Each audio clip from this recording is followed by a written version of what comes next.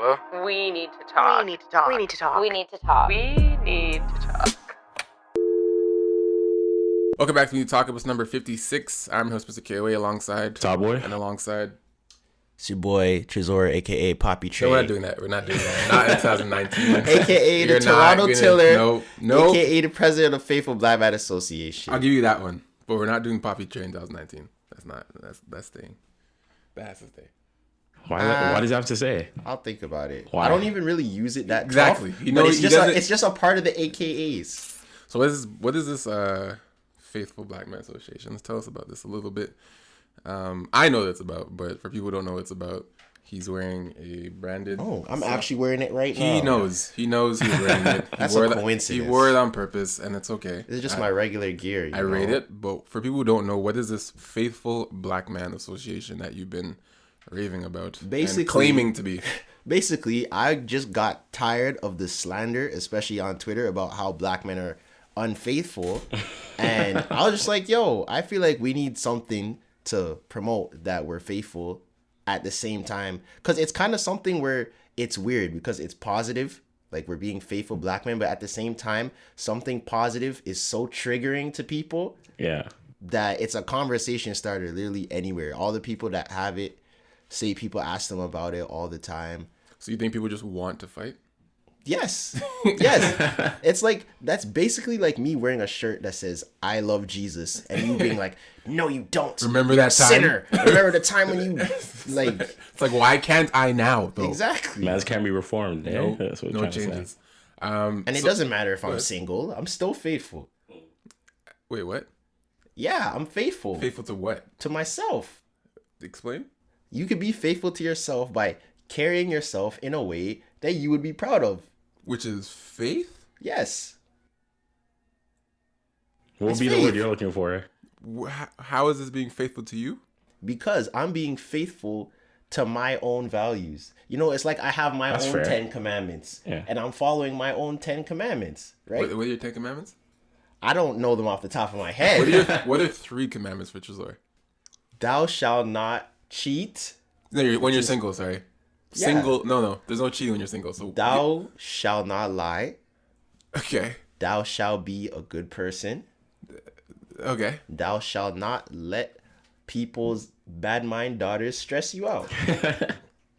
Okay. There, that's I don't 3. see anything wrong with any No, of those 3. I mean, no, not at all. By the way, a real quick switch. I just wanted to let you guys know. I feel like, you know, whenever you guys need like a mall to join the Rory and the Joe Budden, I'm available, you know. I like it. The third, whenever you need a third bike, just holler at me. I'm here. Put that out there. I like it. I'm sure you guys like it too. So I'm actually, I'll think about that one. I actually like that. Yeah. I don't know. How does More feel about that? No, I think it's a good idea. I think it's cool. I We'll think see it's how we cool. I make mean, that for work. those of you guys who don't watch or listen to the Joe Biden podcast, they have a group of people there. Joe Biden's the host, and he has his co-host, and it honestly becomes, it's really entertaining to have 2 is already entertaining, but to have 3 people with different perspectives. One of them is white. Thinks he's black, but it gives it a really interesting dynamic because two personalities is one thing, but when you throw a third personality and all 3 people don't agree on something, it's very interesting. Because when there's only 2 people that are like, I don't agree, it's kind of like, all right, like then we just kind of leave it here. But when there's 3 people, you're like, you don't agree with either of us, it's like, it becomes like a really interesting dynamic. So, yeah, we can work on something like that for this year. Whenever the time's right. If you're available, that's really dope. I had some questions for you real quick. I think I have a pretty photographic memory. So the last time you were here, I think almost certain you're at maybe 12 to 13,000 followers. Really? I think so. Are you sure? 'Cause I came twice. This is my 3rd time. Yeah. That might have been the first time. Okay, yeah, you're right. The first time was 12K. I think the second time you might have maybe broken 20, possibly, or 19. And now you're at 30 something, I think. Yeah, I'm at, I think 31 or 32. Sick. What do you think that you've done differently or have done the same, which has, in your opinion, helped your growth over the last year or so? Honestly, I don't think I've done anything differently at all. I just feel like, to me, I'm kind of my biggest critic in the sense that not the work, not the content, but the rate that I'm working. Because in my head, there was a long period of time where I was like, yo, how come King Batch has 10 million? How come Shiggy has 2 million? How come Rennie has 2 million? I'm like, yo, what are they doing that I'm not doing? Because I feel like my content matches up with their content. Right. But I just broke it down simply. It could even be wrong, but I just simply broke it down as like, yo, Batch has like 4,000 posts. Rennie has 1,500 posts. Shiggy has 2,000 Like posts. you're numbers. I have 600. So if I'm not even at the same number of posts as them, how can I complain about not being at their level? Because it's not like we're even on an equal playing field. If I had 1,000 posts and I still wasn't, You're like, okay, what's going on? yeah, then it would be different. But you know what though? I think a lot of it has to do, and quite honest, I just believe it comes down to the right person hasn't seen it yet. Yes, And I also agree. Prime example of that is, do you guys know Dante Colley? Do you know who he is? Yeah. Okay, so I don't know if you know who he is, but Dante is. No, it's you. I don't. That was a PC sound. That was it. You know, use PC. You're not Mac Life yet? Hey, relax. Anyway, so this guy Dante, he's like, I've known him for maybe like 2-3 years now. He's a black guy from Toronto. He dances. He just posts videos of him on IG, and his signature thing is he'll put up these dancing videos, but he'll add like words, like graphics to his dancing. Yeah, and it's and he purposely does it in a way where the graphics aren't meant to be like crazy. It's a little extra. It's literally the graphics that he does. When I was talking to him about it, he's like, bro, I just do this like in like iMovie real quick. Just throw something. But they're always positive words with it, right? He's one of my. Sorry to cut you off. This girl in my class, that's her best friend. So that's how I know about him. Okay. And she was showing me his stuff. So the first time I met him, it was at Cold Tea. Right. And when the summer I got my drone. Okay. And it was the first Cold Tea video I did where you reposted his video. It was the one where the black guy was dancing on the thing. On the top. And you're like, moved. Yeah, got you. Okay. Okay. So since I've been following him, this dude up until last week, he was at under 10,000 followers, right? Like 5,000. Last week, somewhere around there. He posted another one of his videos that he always does. He's normally doing. Complex repost on his Instagram. Bro, he's at 277,000 followers now. And because Complex what happened? because once Complex reposted it, right? Everyone, a lot of other celebrities were liking it or like reposting it. You got on the Explore page. Yeah. So it was just a normal dancing video he normally does. Or was it his best video? No, it was exactly the same. Which is what I was about to say is. It's not even gonna be your best work sometimes. That's what I was gonna ask. I'm like, I want to make sure. I'm like, was this like, whoa, this is the video? It's like you could possibly be like, yo, I've been posting better videos. Right, I'll tell you right now. When we're done, when I show you his videos, knowing you're gonna look at his videos and be like, this is the one. Like you'll be like, this is the one, or this is nothing crazy. Yeah. Literally, his videos, just who saw it at the time. Yeah, he just puts all these dance videos and he talks about positivity, right? Yeah. So people, I guess, like that. Yeah. And it blew up. And literally, I was watching it. Like, me and Jamie were watching it. Like, he was at 5,000. Jamie's like, yo, he's at like... Oh, he was under 10K. He was under 10K. Oh, okay, Jamie's like, yo, he's at 90K now. Yeah. And then the next day I had to go back, he's at 150. Yeah. And it wasn't stopping. And this was in a week. And it's just it leveled off around 200. Literally, all that applies is just... It depends on who sees it. Like, you never know who's watching. We said that so many times. But when the right person sees your shit... that's when the stars align, pretty much, you know. So I'm just so impatient. I get it, bro. Trust me. Time. I have a question for you because you said that. What is the cause of your impatience, and why? And what I mean by that is, you're impatient, but if you got what you wanted, which I'm also gonna ask you, what is it you want? If you got that tomorrow, what does that change for you happening tomorrow versus next year? Like what? So realistically, the impatience comes down to money. Like that's the only aspect of impatience that I'm talking about. You want to get paid for what you're doing. Basically. Like I get money now, but not to the point where it's like I'm like up enough to where this is it and this is all I'm gonna do. Right. Well, technically it is all that I do, but it's like, you want to like live Right. comfortably. Of course. Yeah. That's kind of what I'm talking about. If I was making live comfortable money with the amount of people I have now, I wouldn't care. Whenever it happens, it happens. But usually, numbers comes with more money. Okay. That's mainly where my impatience comes from. Okay. No, that's fair. That's definitely fair. That makes sense. What else I was gonna ask? Yeah, what you're talking about with in terms of the right person. So, for example, I'm sure you're all aware of it. Will Smith recently became the guy on Instagram, right? And not that he shouldn't be, because he is the guy, but he was not on Instagram like that. He wasn't on Instagram at all. At all. He made an account, I think, start of last year or maybe mid last year. I don't even know. He's at whatever million, God knows, He followers has like now. 33 million. Stupid numbers, but the crazy thing about him, which I guess more people should be like and they just aren't, is he didn't even have an Instagram account. He didn't even really care about Instagram at all. He started to enjoy it and enjoy, posting and doing his motivational stuff and just being free, whatever. And since he's made an account, he's put on other people. Yeah. Like, for example, if Will Smith finds your video and posts it tomorrow, you're out of here. Like, Facts. he has that power to just, this is Trezor, go, and your page will be out of With here. one repost. So it's like, it's not even to the point where it's like your content's not good enough, or even what Zamora saying, like, it just takes the right person, but it's not even really. I mean, it is the right person, but it's like, even if the person that does it, their following or their influence still has to match your narrative.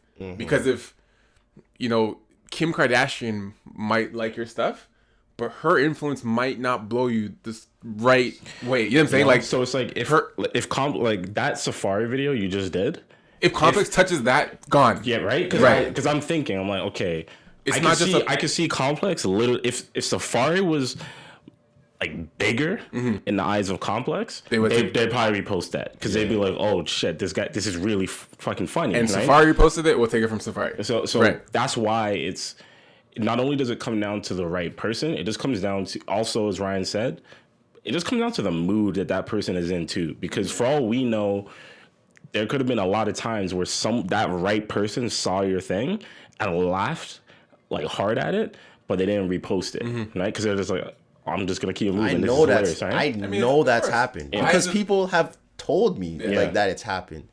I know that for sure. Like, I don't really want to say like names of whoever, but like people have told people that are friends with like say like celebrities and stuff. They've said that, yo, I showed this guy your video. He thought it was hilarious, and I'm like, really? Like, you would never expect it. Yeah. But that's basically what happened to Shiggy, and I watched that happen. But with my thing with Shiggy, it was like the right people saw it, but he got to a point to where you had to see him. Was Shiggy, like, I've been a fan of Shiggy for a while, but I'm trying to remember there's so many damn comedians.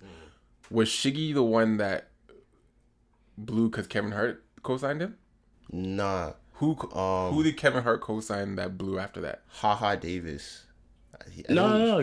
No, Kevin When Hart. did Kevin Hart? Kevin co-sign Hart, Shiggy? Kevin Hart Wasn't it co-signed a Shiggy? lot of guys. Like he had lot. like the Laugh Out Loud network. Yeah. So he brought the dorm.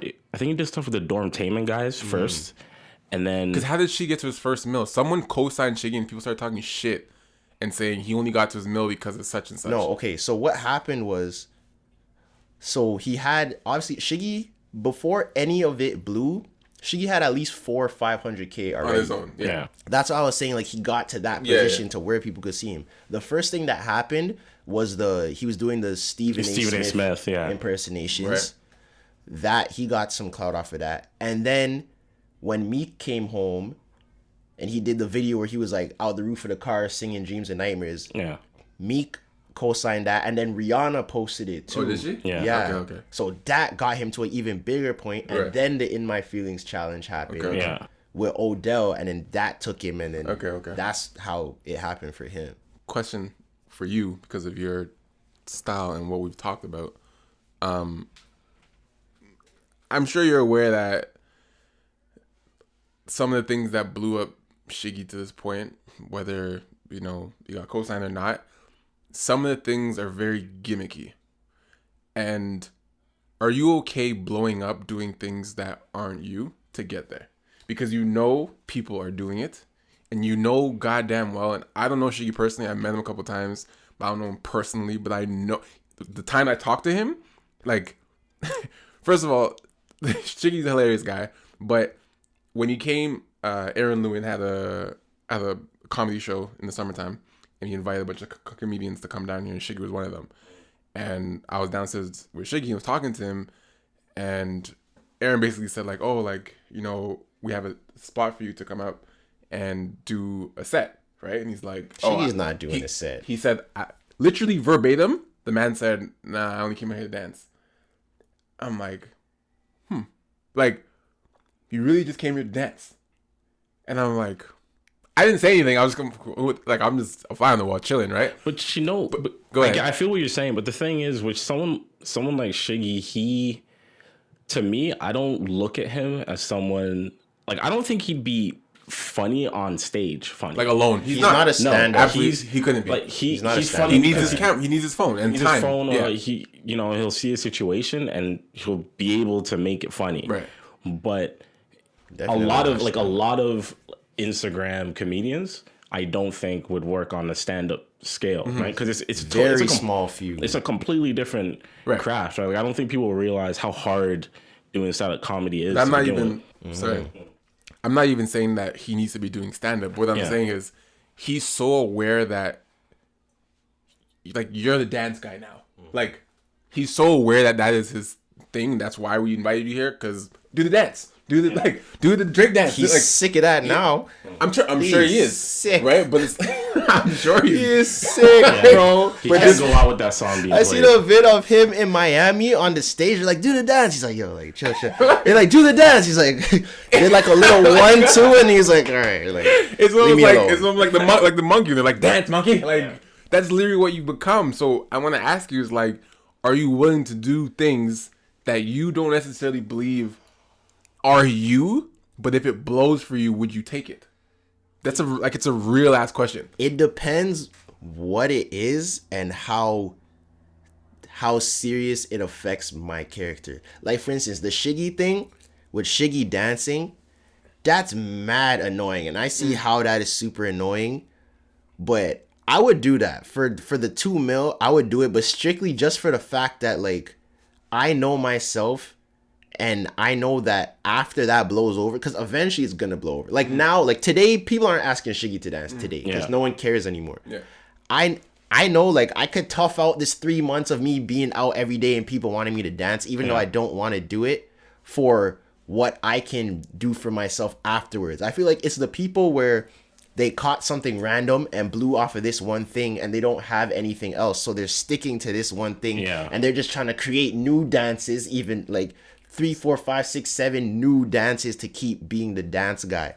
Yeah, I think it would work. Yeah, I think it would work for you just because you realize what would happen before, you know, the blow up occurs. Like, you're really aware of the situation. Because I think with Shiggy's situation, once Drake, like, you know, put him in the video, at that point, Shiggy had to have known. He's like, all right, I'm gonna be fucked for the next 5-6 months, right? A few months. Because, I mean, even when Drake said, "Yo, thanks Shiggy for getting me platinum," like now you made me the guy. So at that point, she's definitely like, okay, sick. Like, this is gonna work to my benefit, but I'm gonna have to, like, eat shit for the next 6 months. And you have to know how to finesse that, because I'll see certain situations and I'm like, yo, God knows better than to put me in these type of situations, because I would finesse everything. Like, I'll see Diddy's New Year's Eve party, Rennie's there, Shiggy's there, everyone. If I was at Diddy's New Year's Eve party, the way I would be networking, because, like,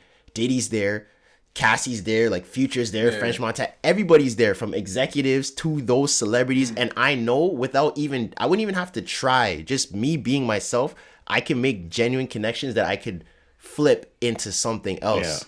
It's just, I feel like there's certain people that don't understand their privilege. Like, the privilege that they have. Because all the time, I'm never one of those people that is like, yo, put me on. The only thing I've ever said to anyone that had potential to let me be seen by the right people is, yo, just put me in the position to where I can show myself. Like, I don't want any handouts. And I'm completely confident that if you just put me in the position, I'll do it. That's why even with the whole Wild 'N Out thing, I know people that know Nick Cannon.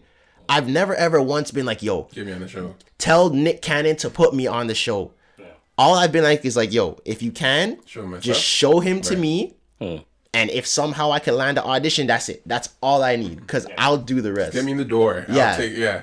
Open the door and I'll do the rest. Yeah. You want to say something? No, go ahead. I want to double back on, what was it? Eyes. We're talking about eyes and people seeing certain things. Do you feel that it's almost rhetorical because I feel like we all think the same thing, but just to voice it publicly, do you feel like there are gatekeepers in this city that want to actually control who blows and who does not? Continue, but also I'm pertaining to the question what you were saying was like, for a fact certain people showed certain people your stuff, and for the ones that you don't even know about, I'm sure we're all aware, whether it's your work, whether it's my work, whether it's your work, someone of some caliber has come across our work through some degree, 100%, saw it, and literally made a conscious decision that I'm not going to share this or like it or tell anyone about this person, even though I like it, because I know my influence. Yeah. And I'm not sure if I want to make them blow. Like, I feel like we're all aware that exists. I think. Wait, so did you play sports growing up? Yeah. Okay, so I think that in itself, because we all play sports, we understand that when you get to a certain level, people are naturally competitive, right? Sometimes to a fault, to a point where you could. Okay, tell me if I'm wrong. You can sense, like, you can just feel it when you know that someone is like afraid by what they know that you can potentially do. Yeah. Like, just from a conversation with them. The way they ask you questions. The amount of times I've spoken to people in the photography or video circle who are bigger than me, but when they see my work, their whole demeanor changes because they're like, oh. Well, how's he so close? They're like, oh, okay, like this. Yeah. He's doing something different, right? And that's the thing. If you do something different, that usually throws people off because they're like, fuck, this guy's doing something different than what I'm doing. So I can't, if I put him on, his stuff is different than what I'm doing. Now everyone's going to go there, right? So, yeah, I think you already know it is rhetorical because we all believe it. I think, it's going to be, it'll be interesting to see what it's like when, if the tide changes, right? Because I don't know if it really will. I feel like there's only going to be a certain amount of people that, publicly voice these things. Do you know Keaton?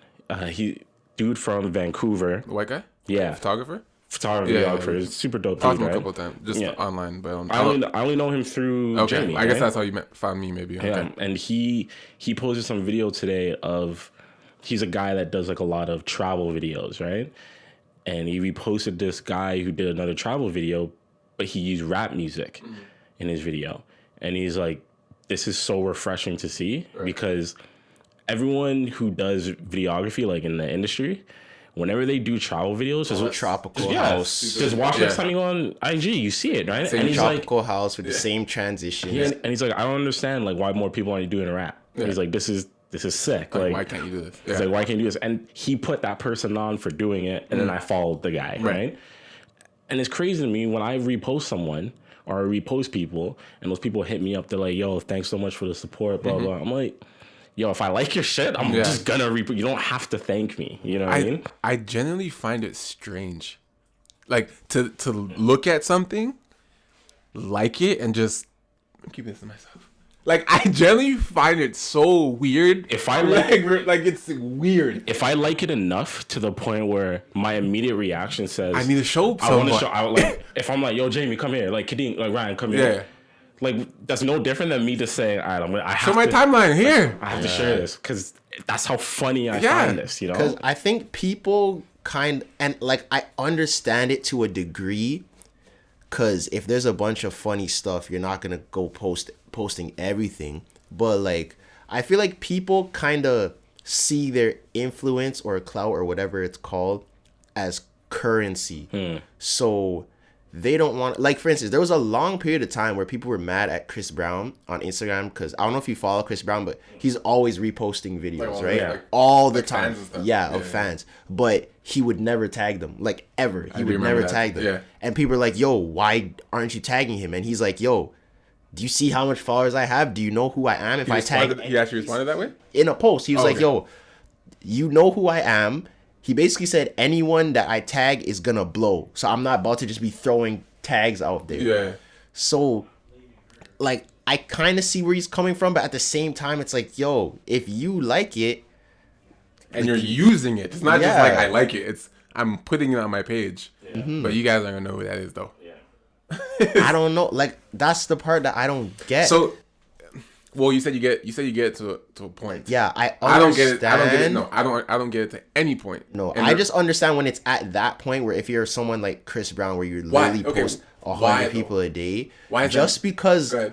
him, like I said, he sees it. Like, I understand it from what he's probably thinking. Like, I wouldn't do that. Like, if I had 20 million followers and I see 10 videos a day that I like, sure, I'll repost the 10 videos. It's not like my followers are going anywhere. They're not. Like, people, like, you can share. You can follow more than one person. So that's the exact reason why I'm saying I don't agree with any of that, because especially someone who's posting your fans and doing all this all the time, that what people don't understand is if Chris Brown was tagging all these people, that would make him bigger. And I don't think he gets it. Like, because now people would want to keep doing more videos And want for him you to so that see he it. can tag you Yeah. and so that they can grow. Yeah. And whether they grow, and they're all gonna max out. Like, you might tag someone, you have 10 million followers. If you tag someone, they might get 5,000. Sure, they might like 2 million followers aren't going there. They're not. They might max out 5,000 because someone likes their dancing, whatever. This one maxes out maybe 400 to get from you. Whatever it is, it's not a threat to you. One, two. If some do blow up and get to 100K, they're not Chris Brown. Like, they're not gonna replace you. Yeah. So, and what they're doing, all they can say is, "Wow, thanks, Chris Thanks, Brown." Chris, yeah. And now you become even bigger because you're like, this is the guy that blew me up, and now I'm going to do this. Like, that person will do the same thing. Or at least they should, Or yeah. at least, I mean, exactly. At least they should, A yeah. normal person is like, this guy got you big. Now you're big. Do it to others. Yeah. Sure. And any time that if for some reason you would need help from that person, they're gonna help you. Yeah. Because it's like, yo, I'm almost in debt to you. Like, you're the reason I have a career. Why would I not help you out when you need help? I just don't get why people don't see, like, it literally does zero to you if followers that follow you start checking out other people that are supporting your work. It's not even like you're sending people to support another artist. You know, It's like- I genuinely don't. I just don't understand it. There have been times where I've met people, and then they're like, "Oh, what's your IG?" And I tell them, and they're like, "Oh, I've seen your stuff. It's dope," but they weren't following Yeah, me. so you And saw I'm it. like, that's so odd. You know You what saw I mean? it. Like, It's you dope. know that my stuff is dope. You're telling me it's go to my face. Yeah, That's that's what you're telling to me. my face. So it's like, are we just being fake Yeah, here? 'cause Like, now I can't even trust you. like, what is it? Oh, I saw your stuff. It's so dope. But you're not following me. So it's like, Which what- means like, what's the deal here? I don't Like, need. I don't need this. Yeah. You know, so I don't know. I think the whole thing doesn't make sense to me. The mentality of people just like literally saying, I like your shit. I think your stuff is dope, but they don't want to share it with other people. Like, especially when you hear it from random people. That's Yeah. what catches me off guard. Because I remember this DJ. I can't remember his name. But I guess he's, like, affiliated with a lot of other producers and stuff. And there was a few of the parodies that I made of some rappers. And he was like, yo, send me all of the videos you've done of your Migos parodies. Everyone thinks they're funny. And, like, Murda Beats wants to play some of them at the concerts. And I'm like, wait, what? So how, like, Yeah. he doesn't follow me. He's never said, yo, you're sick. said Yeah. you. Like, why are you telling me that he wants them and he Yeah. wants to play them? Why would he not just talk He doesn't to want me that direct himself? contact. Like, Nah. like that type of stuff happens all the time where I'm just thrown off guard. And Someone then else saw something, but it's not like I can go and message him now and be like, yo, thank you for playing my stuff. You never, he didn't there was want. no He contact. didn't want that. No. you know what it is? Though?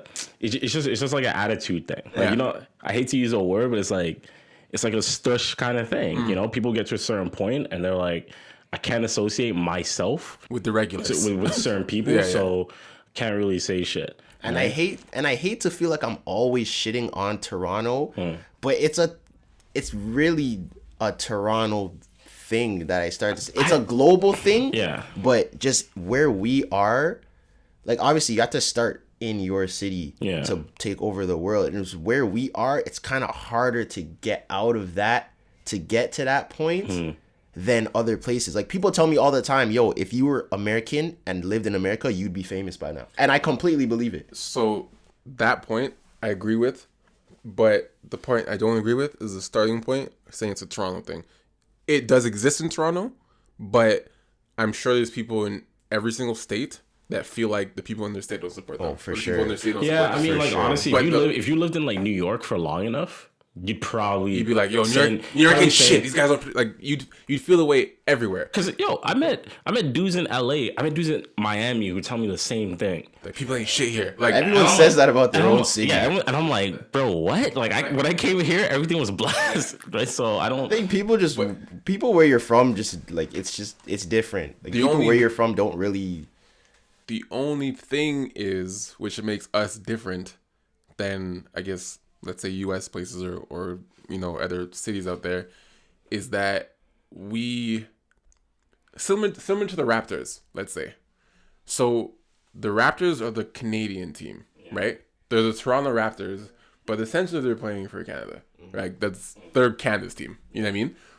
It's the same sense with our creative industry, because yeah, you know, Toronto's doing great, but it's still kind of like you're from Canada. Yeah. Even though Toronto is growing and, you know, we're getting all this stuff happening from here, it's still like, yeah, but it's the Canadian guys. So it's kind of like, Canada's not, Toronto's cool, but Canada as a whole, I don't know, right? And we just have that stigma with our country. So the reason I do believe you would be blown up, at least, well, you're blown up now, but bigger than you are now, if you're in New York or LA or Miami or these central places, is because they already have such a funnel of They're accepting. there's just a funnel putting of, oh, he's people good, through. all right, spread him. Who else is good in LA? That guy's good, all right, hit him up, yeah. connect him with King Batch, let them grow together. Like, oh, you guys are dope entertainment, there's another guy in LA who's pretty dope. Like, they're used to that. Like, we're the shit already. LA's dope, we have creation here. Like, Hollywood's there. Like, they're used to that. Like, no one doubts LA. Like, no one doubts New York. That's the one thing I will say that those cities do that we don't do is the group things, even, right? Even if you're looking at those fucking what was those two white vloggers? What was the white Logan Paul? Jake and Logan Paul, right? The one thing I saw that they were doing that a lot of other people out there do is they'll create like an actual crew. The house, like Like they'll have a house, but then there'll be like people who, all these people will get together, they'll create shit together, and then they'll just like do like a circle reposting, right? Yeah. It's like, oh, there's 3 of us here. You guys will help me work on my video, then we'll work on his, and so forth. That doesn't really happen here. And there's At least so to what many I've seen. people that want to do different things. And that's what I like about places like LA and New York and Chicago. And I think I mentioned this once, like the first time I was here. It's like, for instance, like that. If Jake and Logan Paul are trying to get something done, it's like, okay, we're actors. We're going to get that. Oh, he's a cameraman. Cool. We'll use him. He's a audio guy, like an engineer. We can use him. He works in real estate so he can get scenes. We're going to use him. It feels like here, like people don't do anything. It's so hard to get different pieces like that come together to create something great, because it's like you're not gonna find that. Like in Chicago, if you need a singer, you can find it. You need a dancer, you can find it. You need an actor, you can find it. No, I just dance for myself. Actually, I don't do my own singing. I don't really clap. Yo, you're so right about that, because that even specifically Logan Paul and shit, his video guy, you know, Eddie Renzo on IG, they all came from Ottawa, right?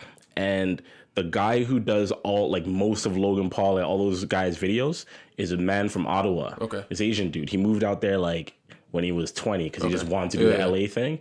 So anytime she goes, like the last time she went out there, she hit him up and he's like, yo, I can put you in contact with all these mans. Yeah. So then she started taking pictures for who's the Latin chick that's like super big? Lele? Yeah, Lele Pons. Logan Paul, Jake Paul. She started taking photos for all those guys.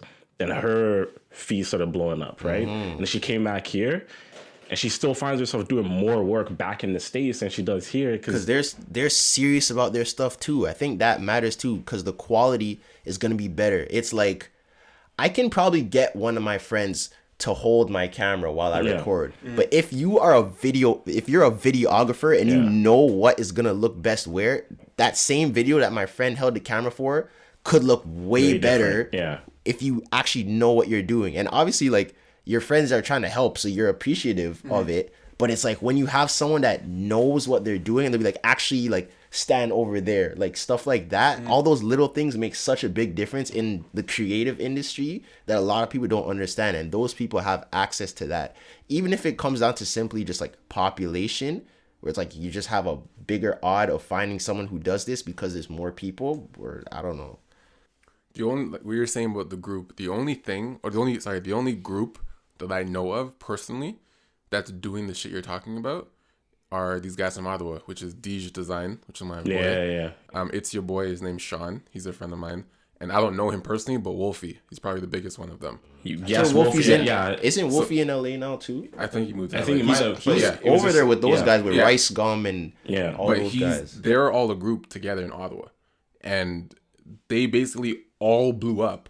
Like Wolfie was the biggest of them, just because his fan base grew bigger. Yeah. But they all have their own fan bases, and it's not like Wolfie's big, but it's not like they're nothing. Like because Wolfie does a lot of video games. He does a lot of video. He does video games and stuff. He has like 2 million subscribers. But the thing is, Wolfie, it wasn't like he's like, oh, I'm big and you guys are small. Like every time he made a post, he's like, this is Trezor, this is this guy, this is Zamor. We're all doing this. Oh, he just posted a video, guys.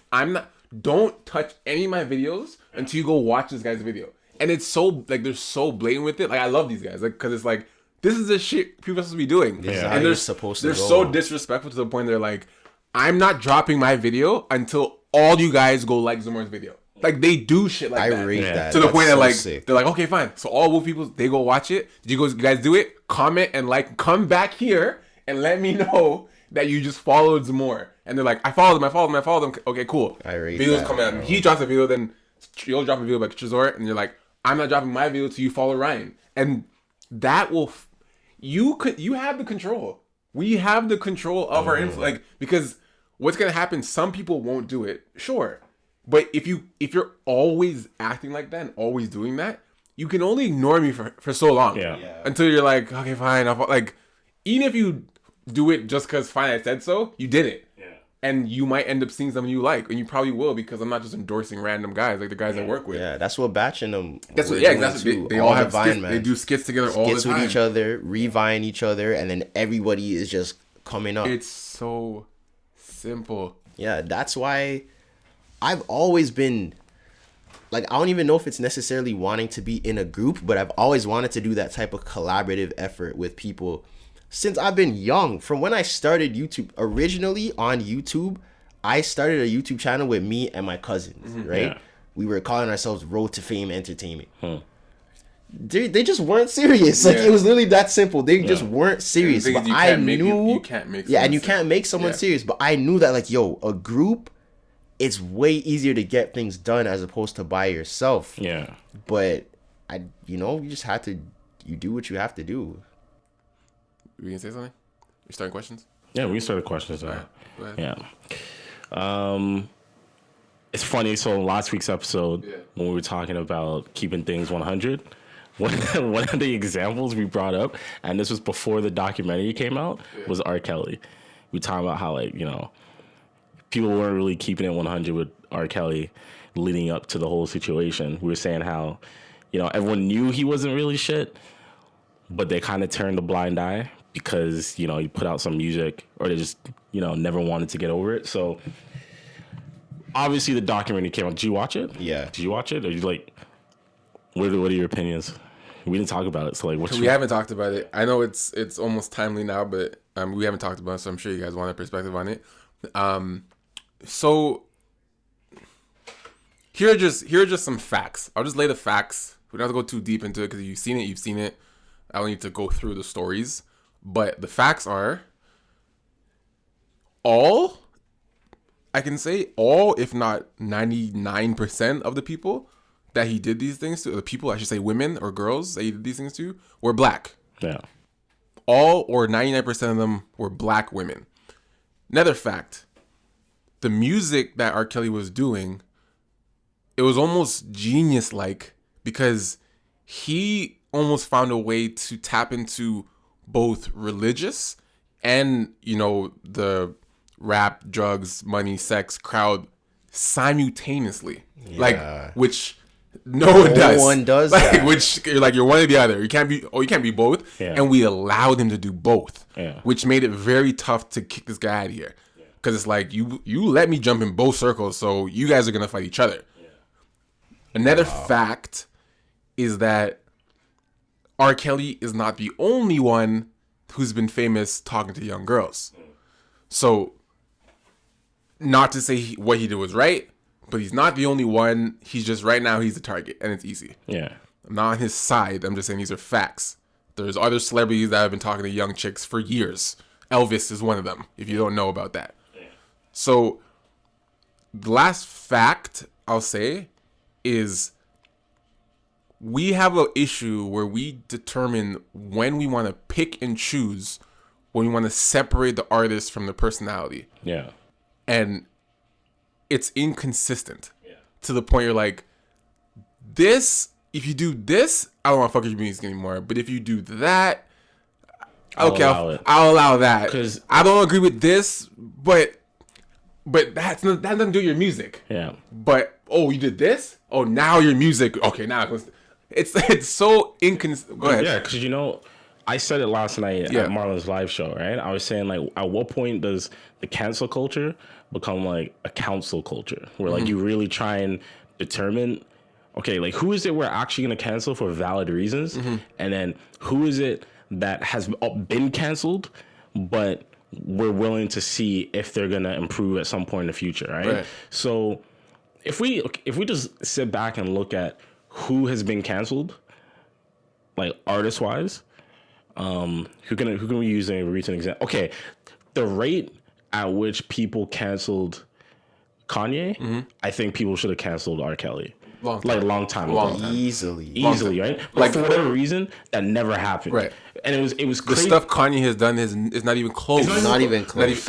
He's just talking. How do you look at you talking out of turn? He's saying words that people don't like. He's literally saying things that people do not like. Whereas we literally saw a video of this man pissing on a younger girl, bro. Like we saw that. It's not like we heard it. Yeah. And the video came out, but only lawyers and people could see it. We've all seen it. It's like, no, we literally saw this, and we said, and people were like, okay, that's pretty nasty, but I mean, that's cool. That's crazy. Yo, he put out "I Believe I Can Fly." Like, that's fine. Like, we just that was fucked up, but you know what? Yeah. When Ignition comes on, fuck.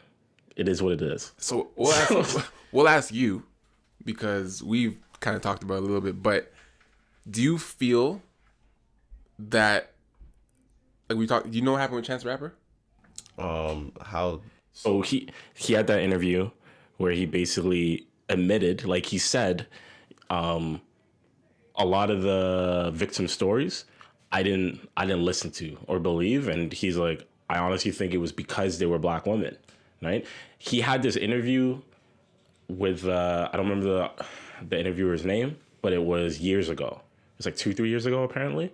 But for whatever reason, the interview only came out like it's not whatever reason. But I say whatever reason because he didn't put it out. It's not like if he put it out, then I'd be like, okay, I know why he put this out.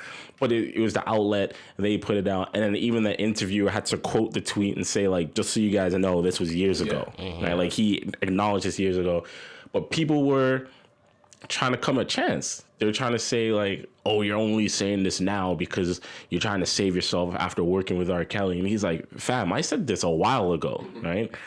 So what I was gonna say was, the reason I brought that up as a fact about most of them being if not all, because I'm not sure if the ones you don't know about that happen to be other colors, but the most, if not all of them, happen to be black women. Do you feel that, with your own opinion, that if all of these girls were white, that this would get ignored this long? Bro, if one of these girls were whites, the moment that story dropped, SWAT would have been at R. Kelly's house. Like, easily, without a doubt. Why? Just because the implicit... Again, this is opinion. Yeah, it's just my opinion. These are just opinions. Just because of like, the implicit racism in people. People don't take things that happen to black people as serious as they do for things that happen to white people. It's kind of like almost dehumanizing to where you could literally guarantee if you run the same story a month apart of a black girl getting raped and murdered and a white girl getting raped and murdered, the white girl's story is going to get way more coverage, way more like support for everything. That guy is going to jail for sure if he's not getting the death penalty. The black girl, it's like maybe like he might go to jail. People aren't really covering it. Like, I don't know. That's just how society has been, and it's actually sad. And I don't even think we say it's like an opinion thing, but we're literally basing our opinion. I know you're right, but we're literally basing our opinion based off of things that we have literally seen, bro. Like seen and lived through. Think of it. If you've ever seen or heard of like, let's say you know a guy, like someone that's put hands on a black woman, right? But then you hear a situation where a black guy has put hands on a white girl, literally in your... Like, you know, he's first thing you said in your head, he's in jail. Oh, you're going to jail. I've literally had to stop that myself. Not me doing it, but like I was at a party and this white girl was drunk, wilding out with her friends. Yeah. And I'm standing on the wall beside this guy. Never talked to this guy at all. We're just minding our business, watching the girl on the ground. Literally, the girl gets up, walks over, just punches the guy standing beside me right in his face. Like, for no reason, just walked up to him, the guy right here. And thankfully, it wasn't me. Like, if he was not there, it would have been me. Yeah. Punched him right in his face. He grabbed her hair and went like this, and I had to grab him like, yo, bro. You're like, you do not, yeah. do not do it. Because it does not matter what happened before this. You are going to be the one that goes down for this. Doesn't end well for you. Don't. And I've never met this guy. I don't know this guy. It's like, yo, just don't. Like, don't do it. Like, I know what is about to happen to you. And that's just wild. I feel like this ties into like... It gets to a point where things are so outlandish that they become humorous. Like, you just have to laugh because you're like, can life be this ridiculous?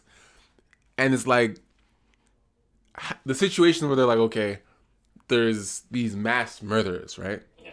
There's these guys who go out, these serial killers that go on these sprees and just kill a whole bunch of people. And the law or the courts deem these people to be mentally unstable, and they get lighter sentences. You know, if they're white, they're like, oh, we know he was unstable, he was troubled, a troubled kid. They describe them in these words to protect them. They describe them like, oh, you know, he wasn't in his right mind.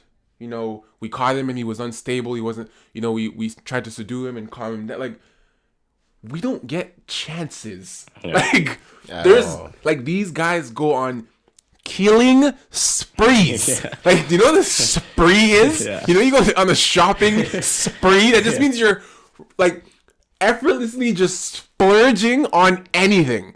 Turn that into killing. That means you're killing anybody and everything without a thought. And those people get, oh, you know, are you okay? Just get in this cop car. We'll get you some help. There's guys, men, women, boys, children of color that don't even have weapons. That are getting killed by police. And the police are getting off. And then we are still getting described as the dangerous ones. And it's just like, it gets to a point where you're like, the world really doesn't give a fuck about black people. Like, and that's why I'm applying it to this R. Kelly thing. Like, it's worse because R. Kelly also happens to be black. But I feel like even if R. Kelly was white, if these black girls were still black, we'd still lose. Like, that's like, it's almost a double lose now because you're like, it's also a black guy doing it to black women, and the world doesn't give a shit about any of it because they're like, oh, a black guy doing bullshit to other black people. Let's just leave that there. People can't wait for black people to do stuff to other black people so they can use that as a defense instead of when white people are doing it. Like on Twitter, anytime you see a video of a black person getting mistreated by the police or a black person getting shot by the police or something, there's always a million comments about, well, he said stop resisting, you should have resisted, or oh, like that time when the lady was getting arrested because she was sitting on the floor at the food stamp office or whatever it was. Someone's like, oh, well, there has to be more to the story. He's not just doing this for no reason. And people don't know. It's like, yes, they're literally doing that for no reason. Yeah, for no reason. And it happens to everyone. I guarantee everyone in this room has had a run-in with the police where they're just doing stuff to you for no reason. Yeah. And people don't understand that. Like, one time I was at Walmart. I came from the gym. I was at Walmart just walking in. This police officer ran up on me, like draped me up. He's like, yo, who are you with? I'm like, what are you talking about? He's like, who are you with? I'm like, yo, I came from the gym. He dragged me inside the store, like in front of everybody. Took me to some random guy. He's like, yo, is this the guy? He's like, no. He just shoved me. He's like, all right, get the fuck out of here. I was like, what? And I told that to some of my white friends or some older people that I worked with that were white. They're like, yo, if that happened to me, I would have had the whole news, press coverage, everything. And I'm like, yo, that's just a normal day for us. Like, I didn't think, I just shook my head and just walked away. What am I supposed to do? Like, that's just life, bro. You know what? Yo, see that moment we just had just now? Yeah. Like, that's a moment of helplessness. Like, that's the moment of us realizing our helplessness. Yo. Like, you literally just, because it's like, I literally sat here and I'm like, there's literally nothing we could have done. Yo, there's so many situations where I look at it, like when I hear people try to say, oh, maybe it's because he has money, like that's why he got away with it for so long. I'm like, fam, do you really believe that people aren't trying to see a black guy lose? Mm-hmm. Like at a certain level, a lot of people innately just like to see people fall, right? Whether you're black, white, or whatever. Yeah. But if you're a black man, 100%, like there are people at the top that just want to see you fucking lose. There's people at the bottom that want to see you lose, bro. And it doesn't matter what you're doing, because I notice little things too. Like, and that's what I'm saying about the implicit bias and racism that people probably don't even know that they're doing or showing to other people. Like, literally, you could be in a store and you could be holding something for too long, and the associate just coming to you being like, oh, hey, so like you're looking at that, like you're gonna buy that or whatever.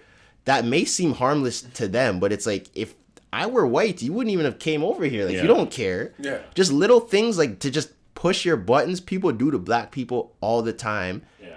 And then want to turn around and play victim when someone snaps or someone gets punched in the face or something. And it's like, see, these black people, they're so aggressive. This is why you can't trust them and you can't do. Wow. I feel like if the way people say like black people are so aggressive, I truthfully think that if they like understood how often in our heads we probably thought like, yo, I just wish I could fuck you up right now, but I won't because I know what will happen. If they knew the amount of times that happens, bro. Yo, I was just telling this to Jamie yesterday, right? I went to the grocery store up the street, go to Sovies. I had to run in and grab one thing. Yeah. It's like a fucking can of tomatoes or some shit, right? So I grab it, and there's there's like 4 registers, but they're split into like 2 aisles, right? So I go up this one aisle, and I see a man standing in front of these cards. Like, he's just like standing there, and there's another man behind him holding these bags. So I'm like, neither of these men is gonna like go pay for their shit. Yeah. They're just standing there. So I say to the man, I'm like, sorry, excuse me, I'm just going to get by. And he's like, okay, cool. One of the registers frees up. I go to the register. I have one can, and I put it down, right? And the guy's like, it's a white dude, older. He's like, sorry, buddy, there's a line back here. And the guy that was standing, like, looking at the cards, he is another white dude. He's looking at me like, what? He's like, what the fuck? He's like, what line? I'm looking at cards. This man's just standing behind me, right? Yeah. He thinks that's the line. Yeah. And I'm like, oh, my bad. Like, you weren't moving. Yeah. I said, like, you weren't moving. And he's like, well, I got all these groceries here. And I'm like, I have one can. So I knew at that moment, like, I really wanted to fucking argue with this guy, right? Because I'm like, what the fuck is he arguing with? Did you let him go? So I'm like, oh, you want to come here and I have one can? I was like, okay, come here. So then he put his stuff down and I'm like, you didn't have to be a dick about it, right? You said that? Yeah, and he's like, well, I was standing in line. I'm like, you were standing behind a dude looking at cards. And then the other lady was like, at the other register. At this point, everyone's staring. Yeah, right? yeah. And of course, I'm the only black dude in there. I'm like, I recognize these things. Like, what's he causing? So I'm like, what's he causing? these things going through my head while I'm arguing with this dude. Someone's hand on the button like this. What's about to happen?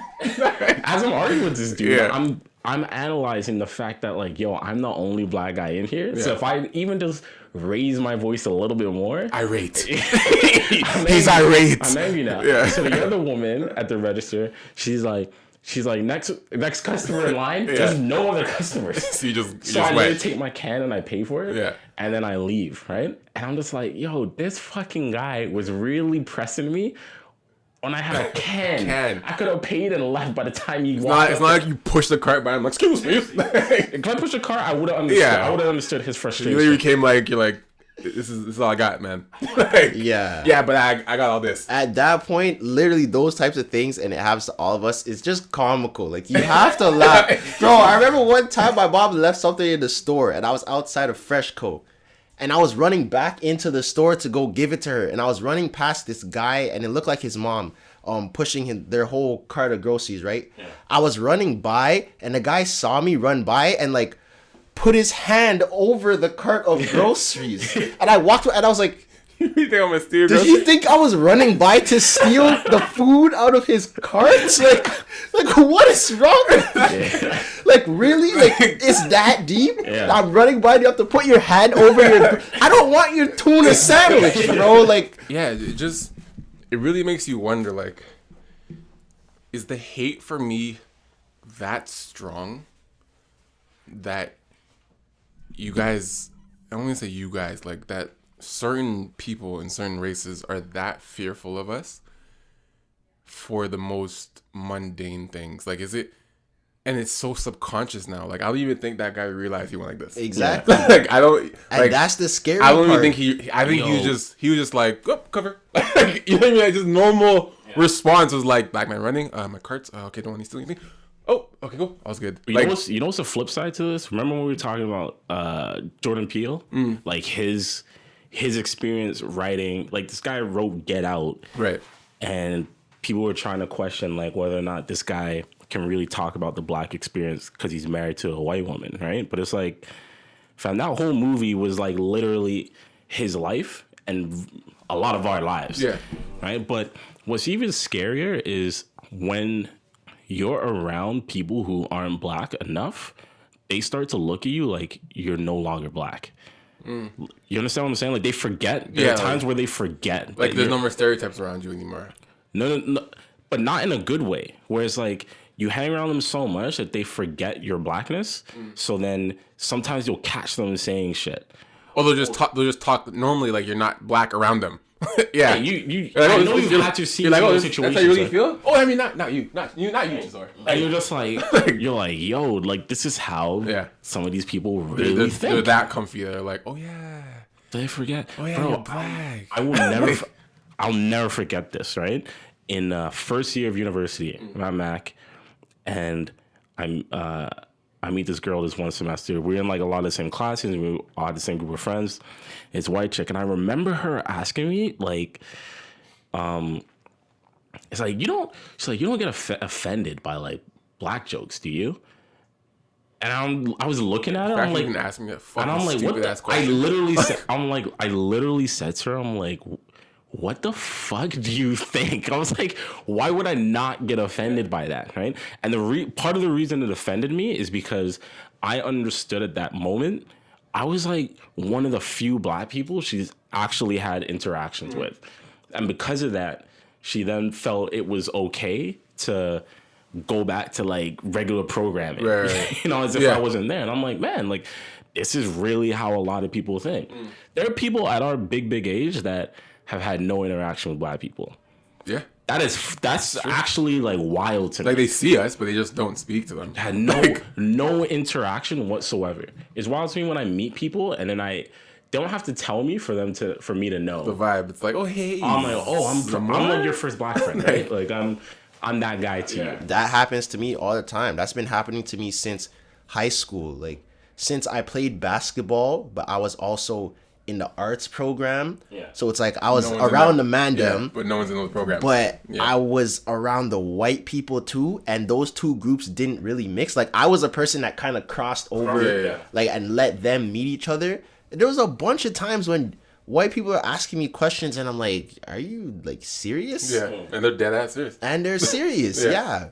And sometimes the questions aren't even offensive, but it's like, why are you asking me that? Yeah. Like I remember this one girl, she was like, "Oh, I want to ask you something, but don't get offended." And obviously, when you have to start with "don't get offended," It's like, where are we going with this? Yeah. And she's like, is that whole stereotype or rumor about all black guys having like really big dicks, like, is that true? I'm like, what do you want me to say? Like, How, like you think I've seen a bunch of dicks? like, am I what? supposed to speak for everybody? Yeah. Like, so you could tell like she's had this thought in her Yeah. mind that there's this curiosity, but she doesn't know how to like approach it. Right. So she thinks that me, since I'm cool with her, I could give her that closure for your curiosity, but it's like I can't. I don't know what you want me to say. I mean, we've all been in certain situations the mascot for black culture. Oh, Right? Yo. We've all been like, oh, you know, right? Chill or speak for us. something happens. So my in class, friend, and they my turn friend around and has look at you. my friend has this barbecue, and what kind of food do you guys like? Yeah. Because they're getting some black people to be there. So like do you guys Yeah. like fried chicken? Or like do you get what kind of like family. what kind of drinks do you guys normally have like when you have barbecues? Like what the fuck are you asking me? Like what are you asking me? Like I'm not the mascot, the team mascot for black people. Yeah. Don't look at me like, so you're gonna be my expertise for all things black. So when I need to know something, I'm gonna come to you and you're gonna be the guy. Okay? Like Just people don't know how to act, bro. That's what They really don't. They but don't. But they're so ignorant to it. Like they have no idea They what they're don't doing. know. Like That's wild, bro. Because people say certain things, and it's like, oh, like it's cringy. It's not offensive, but it's cringy. Yeah. Like this one Asian girl, I remember I said some joke to her, and she's like, "Oh my God, Trey, you're my favorite black boy." And in my head, I was like, what? should I be offended? Yeah, Or because you said favorites, but then is that a compliment? But then you finish with black boy, and like Yeah, like, was that necessary? Like, did you have to say I'm your favorite black boy? Like, Yeah. She didn't even say guy. She said Black boy. boy. My favorite black boy. Which means you can technically be one of one. I'm like, Like huh? you can be the only black boy she knows, and you're my favorite of the black Like, people I know. huh? Like, I don't know. That bothered me for a while. Like, should I? I wish I could. I wish I didn't delete it What? because there was this. This is, you know, like how you have people that you've never met ever in your life. You just know them through social media. Okay, yeah. They're like You just know them from online. Yeah. right? So this person, right? And they're from Australia, right? They live here now. Obviously, they don't know any black people. Yeah. Right? I've never met this person in person. We talk like on and off. And this person says to me when I was at the Georgia Smith concert, I was like posting a bunch of videos from the balcony, right? Of like people doing stupid shit in the crowd below. Yeah. And this girl messaged me, she's like, "Oh, you going to the Rocky concert?" And I'm like, "Nah, probably not." And she's like, "Oh, we're gonna go see it in Montreal or some shit." And she said something about the crowd here being like weird, like being gross. I'm like, "What do you mean?" And she's like, "I don't know, man. Like some of the people are just like some Toronto people are just so ghetto, right?" And I'm like, I knew. I had an inkling what she was trying to get at. But you wanted to know. But I want to know. So what do you mean by that? But I want to. When you say ghetto, I want to know, right? Yeah. And typically, like to a fault, I'm the type of person where if people message me, I'm usually not cold towards them, right? Like I'll respond if I open it, but whatever. And she was just like, I don't know, man. Like, just some of the black people I've met have just been like so ghetto, right?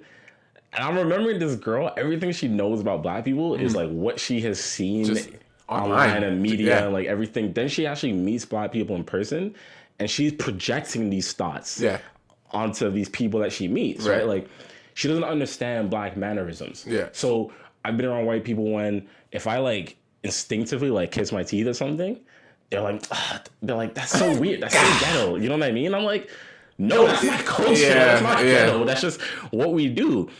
And literally when she said that to me, in my mind, I'm just like, you're in this compartment now. I gotta talk to you, right? So ever since that moment, it's been weird for her, but not for me, because I just treat her like she's like this to me now. Yeah.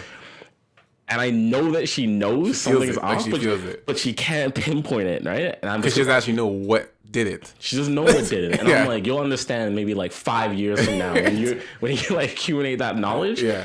But it's like those situations, right? People just don't know how to act when they start getting around black people. That's just the truth, man. I've been saying from day one that I don't call my black friends brother. What do you mean?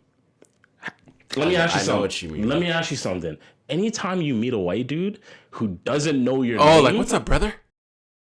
I have I never said that. No, not like that. I have never in my life called you, any of my boys, what's up, brother? My brother. I've never even said like, what's up, brother? Like, I've never said that. I'm just No. We don't. That was me back in the 70s, like when we used to say that shit. What's up, my brother? But what's it called? Hotep? Is that what it's called? Something like that.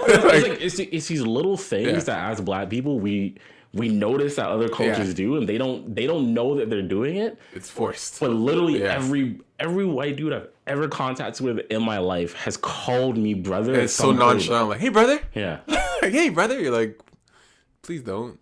Like, anytime I'm on a business call and I'm dealing with these white dudes and shit, and they're like, thanks, brother, good to talk to you. I'm like, you don't need to do this. Who else are you calling, bro? I've never heard you call your white boy's brother. He didn't call Peter brother. He didn't. And do you notice how people, they find it comical when you're uncomfortable, or like they love seeing situations where you feel out of place because it's funny. Like if you're on a bus, like on some sort of team or at work, you're on a bus with a bunch of white people, they start singing some rock song and you're over there like this, like you're just cheesed. Like when people see that, like they're gonna start busting out laughing, like, oh, like the black guy doesn't fit in with the white guys and this is so funny to see him being angry. Like that situation happens to me all the time. They want to see like that the reaction. Yeah. Yeah. It's annoying. It's wild. Next topic actually was talking about the Amazon situation. Jeff Bezos cheated on his wife with 25 years. They wrote the business plan together for Amazon, all this shit. They didn't have a prenup because when they got together, he wasn't shit. Like they both weren't rich. So they came up together. They're like, fuck it. Yeah, I'll be honest. Even me, if I'm with someone before I'm like nothing, before I'm anything, I'm not thinking like I'm gonna sign a prenup, right? Even if I know that. The thing is, you don't even know it's gonna blow like that. Yeah, you're just like, yo, we want to start something. I think we have a good idea. Yeah, we do. Let's work on this, and we just work on it. And now we're together. Oh shit, that worked. You know what? Like we're confident in ourselves, right? So I believe at some point, you know, I'm gonna make it big, not like that big, but I'm gonna do something big. Yeah. But I'm not thinking. You're not thinking before I get married to whoever, like Jamie. I'm not thinking to Jamie. She needs to sign a prenup. Just in case we don't work out. Yeah. I mean, not that we're not. Yeah. Like not that, because we're good now. But the time that we might not. Yeah. Do you mind just like business, like man? yo? So this man didn't sign a prenup, cheated on his girl. Yeah. And now he has to give up like $75 billion, right? Potentially. Don't say that's so nonchalant. 75 billion. The man said 75 bill. Like you can't scroll over 75 bill like it's changed. You just gotta give up like 75 bill to his wife. This is my question, right? To you guys. Yeah. Like, does this not prove to you that women literally run the world? Run it. Because pussy is unmatched. For sure, 100%. Unmatched. I'm not gonna say names, but I remember someone specifically saying, and this is like a dirtbag thing, but they said, "Yo, the only thing better than pussy is new pussy." New pussy. Yes. And this is a prime example because at Jeff's age, in his time marrying this woman, Big age. at him big age. at just big age, $1 billion. and his 25-year You get marriage. second. You know You what have 100 billion. Just hold your wife. You know what he could do? You know, like at that point, he could have done anything. He literally could have gone to his wife and just said, "Listen, honey, I fucking love you more than anything in the world. I have these urges. Try. Like, let's try. I have like these urges. I'm coming to you to let you know, right? Can we do something about this?" He could have said that. So there's no. I don't know. You know what he might have? We don't know, but I'm just saying, like, if that was me at that age, I've been married to her for 25 years, and for whatever reason in my mind, I have this urge to cheat on her. I'm not risking it. I'm telling her. I'm like, you don't forget what you're worth when you're $1 billion heir. you know what I would love. You know what I would have loved to have seen? Not in the moment, but I would have loved to be in his mind when he had that post nut clarity. Like, You know. he when- honestly, bro, he after he nut, he literally had to been like, looked at the girl and be like, what have I done? not even a what have I done? It would literally have to be like, after you nut, you look at the girl and you're like, listen, this It's close to the grave. this can't get out. Do you I understand? will give you $1 billion right now. Right now. Right now. Cash. What's your cash app? I will cash app you $1 billion. $1 billion I will right give now. you anything to zip this up. NDA, like lie detector Did test. they say how it got out? I don't know. I think no. I heard like It was like a friend. It was like no. What happened was the girl that he cheated with. I don't know if it was her husband or her boyfriend, but she was in a she was cheating relationship too. And the man is a CIA agent. Oh, so So he got into her phone, seen Jeff Bezos was in her text, and then like hacked. What? It's here. Look. So Amazon CEO Jeff Bezos caught cheating on wife Mackenzie with friend Patrick Whitesell's wife Lauren Sanchez, and then it says here. Jeff Bezos was having an affair with his friend's Patrick wife during his marriage. So this man was sleeping with his friend's wife. I swear that guy's a CIA agent. That's how he Could be. found out. Okay, now They've been seeing each other for 8 months. Cracked it. this is the thing. The outlet, which has obtained photos of the pair together across 5 states. So they were traveling. Oh, they've been there's Man been got pictures. caught from 8 months. the photo tag. You Yeah. know when you take a picture Stop. on the map and it shows like the different And they're like, areas? where you been? Why was this picture in Cuba Yeah. with this girl? I wasn't with you. Yeah, That's crazy. but now you know what? Now I actually don't feel sorry for him. No, I don't. Because I know. because now No. but the thing He's is dumb. now it's like it's one thing like cheating is wrong. Let's just start with this. Cheating is wrong, guys. Yeah, I know. Okay, so cheating is wrong, but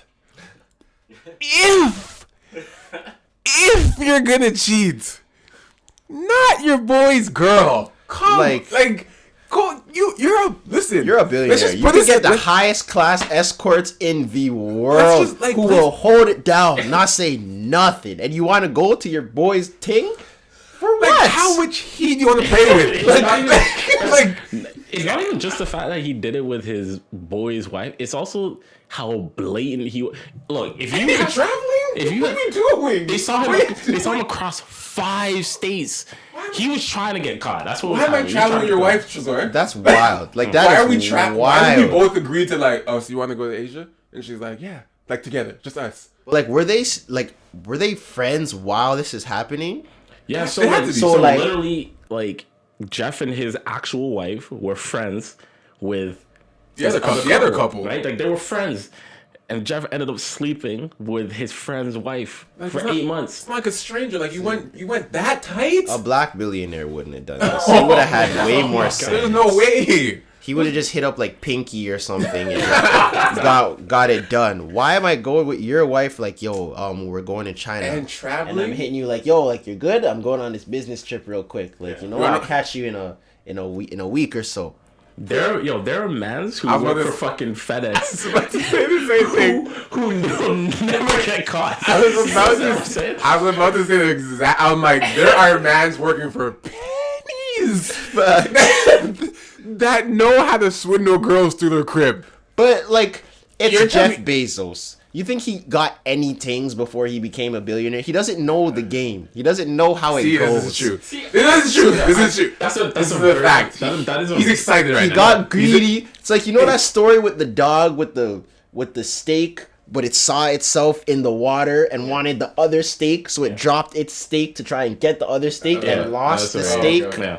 It's one of those situations. He just doesn't know. Like, he doesn't know. But you know what? I have a hard time believing that if this can't be the first time Jeff has cheated. No, Right? never. Like, he probably You never get happened- caught on the what first probably- time. He started liking her. what- That's it. That's exactly He started it. What liking her. probably happened. That's That's it. why you need to watch that show, Friends from College, by the way. Okay. Friends of College, new show. You But- start watching. This man, like, literally was in a position where anytime I hear about a celebrity cheating Yeah. or sleeping with other people, that doesn't shock me at Yeah. all, right? Because I know men who But make it's far the, less it's money. the affair. But it's the affair, because I'm like, listen, this man definitely slept with this woman. Yeah. Happened once. Bane clap. And then they were just like, oh, let's do this again. Yeah. And And they then said, it's like, I like you. I like you. Yeah. Right? And that's where he And then it's fucked up. like, we shouldn't be doing this. We shouldn't be doing this. You're married. So are you. Did they have kids? Yeah. I think they have like three or four kids or something like that. If that was my dad, honestly, it would be at a point where it's like, I'm not even hurt that you cheat on my mom. I'd be like, yo, you're actually an idiot. Like, you can't even do this on the low. Yeah. Now you're losing 75 bill. Like, do you see how you look? Yeah. Idiot. But, I mean, it ties into what we've been talking about for almost 2 years now. Sex, which, is obviously we keep saying is different for men and women. But if, he, like we're saying, he doesn't have game. Like, he's obviously not used to, getting girls or living that life or whatever. But for him, it's like, he's probably on the other spectrum of, let's say, sex, where it's like, sex starts to mean something to him. Well, Right? I think we talked about this on a different podcast where you laid it out though. Like, I think he, although I don't think he has game where he came up grabbing girls. I think along the way when his money started going up, Started talking for he him. was like sleeping with things on the low. But we talked about the difference between men and women when it comes to cheating. Right. Right? And he's in this situation where he cheated for this long because he genuinely liked this Yeah, woman. he liked her. right? He definitely liked the wife. He cheated like a girl. Yes, He wasn't sneaky enough to cover it like a girl would cover it That's what up. we said, because we said in the past, if a man is cheating, more than likely, Just a nut. 9 times out of 10, he's doing it just to get a nut. Yeah. Right? If a woman is cheating, she's doing it because she genuinely has some type of attraction to this person. And that's what happened here. He and like that's- he and that's fell why- for her and then he got stuck. He fucked up from the jump, Yeah. but it's like, Then unless where you going, man? unless what's the man's name? The friend? Pete? Whatever. Keep some. Yeah. Call him Pete. Unless Pete's wife's box was that good, And I know it wasn't. it couldn't have been. You but never know. I mean, It was not. You never know. We don't know. It was We don't know. not. Do we have visuals? Do we have I swear I saw what the girl not looked of like. the box, of course. But do we have visuals of the women? Look at her. Do we have visuals? You would No. tell me at just big age looking at her, you don't think he was just like, That yo, means we have visuals of her. Look at her. That's not- bro. wait, That's his wife, isn't it? that's her there, bro. Oh, that's her. Come on, For him, he's feeling that. bro. She looks like Lisa Ann, bro. What's She's better than Lisa now? Ann. Come What's on. his wife look like? We need to see this. The one at the top. No, the same girl, isn't it? He No. cheated on a woman that looks similar to He his cheated own with a wife. clone. Oh, that's of- his wife. That's his He wife. cheated with a clone of his wife. Oh, he went for another dark hair. I think that's his friend. WME Patrick. Okay, so his boy Patrick, it's like he does something with WME. You know WME? It's like that big. They manage like fucking Cameras? no. WME manages like actors. Like Okay. Agencies. WME is essentially what in Entourage when Ari owned his own agency. Yeah. That's what WME is. Like they're them. Yeah. So that's who that man is. So he has connections to everything. Someone sees right? him. Someone saw him. And that's So his wife. he basically cheated on his wife with someone who looks similar to his wife. Similar to his wife. Which is even worse. A woman would have never done this. Like a woman billionaire would have never done this. No, she's not fucking the money up. Exactly. She's not fumbling the bag like that. We've talked about this so many times. Like, I'm so curious to know what. Like, I just genuinely want to know what some of these filthy rich women are doing that aren't in relationships do it on the low. Like, I would love to. I need to know. Like, it sounds real perverted, but I need to know. Like, I need to know. Even celebrity women, because I don't understand it. Like, that's why I don't know if it's not even like a jealousy, but it's like, yo, the whole culture of now, like Instagram girls getting flown out or whatever. Obviously, that's on a smaller scale, but it's like, it's becoming regular girls. Like, I have local girls that are my friends that are getting flown out by celebrities, getting money from celebrities. I'm like, yo, where is Karuchi in my DMs being like, yo, let me fly you out? Where is Zendaya at her concert being like, yo, he's sweet, bring him backstage? Because the thing is, they must. There are regular guys sleeping with Rihanna. That is a fact. I don't know him. I don't have to see him. But there is a regular man. How? Because girls, they go to this. Because I think when Rihanna let's use Rihanna example. Yeah. I think when she tells that regular man, like, you're not saying nothing to no one. That man in his mind, you ain't got to tell me twice. Like, you are zipped. I don't think even if he actually like fell in love with her, you know what I mean? Like even if he was just like, yo, I love this woman, he's not screwing up his own bag. He's like, but even if the guys are regular, I don't think they're regular. Like if they were regular, it would be like, yo, say you're Rihanna's photographer, you're his friend. Rihanna's having a party, you bring him to the party, and Rihanna likes him, and then they start hooking up. Right. It's not like Rihanna was walking down the street and a man walked by and she's like, no, never. Yo, never. he's bad. No, but never. guys will do that. Walk down the street, a baddie walks by, be like, yo, she's bad. Go get her contact. But now look what we're doing now. You know how guys pick up women is way different than how women do it. Yeah, like, and that's what I'm saying. Why can't that happen? Karuchi, fly me out. But that's because that doesn't happen even when they're regular. You know what I'm saying? Like, when guys are regular, they still do those things. So if a regular guy is pulling girls off the street, when he gets rich, he ain't stopping that. Yeah. Now it's just easier. Now he's like, yo, my whip's here, hop in. Yeah, I want to know how celebrity girls swerve. Regular girls, before they get rich, they're not really pulling it off the street. They're really like, you bump into me, we're in this space together, we have some conversation. Oh, can I ask you out? I feel like Rihanna, if she's talking to a regular guy that we don't know about, I don't know. He just happened to be, honestly, I feel like he just happened to be in a venue she's in. They start having conversation. He might not be rich, but he's in the space. He's an attractive guy, and she's just like, she's here. And he has to have some sort of money. Like, she's not only fucking guys the money. She has to. No, don't. But girls girls don't mess with guys on that level. I don't see any of them messing with a man that has less than them. I'll tell you right now, Rihanna doesn't give a fuck about money. Like, if she does not give a fuck about money. Though if she wants to date you and be with you, 100%, because she's like, if she's thinking kids, family, blah blah. If she wants to, Rihanna anyone wants sex like anybody else. So if she's at the party, whatever. And I'm not talking about a regular guy. I'm talking about a regular guy in terms of lifestyle, but he's attractive as fuck. Yeah, he has to look like a model. Yeah, I'm not just saying a regular bum. Like, he's attractive as fuck, but has a regular job. That's the thing. But he's in her space. Yeah, if she's looking at him and he's attractive, she's like, wow, this guy's sexy. And he's like, oh, I just, I live in New York. I do have my own shop downtown, whatever.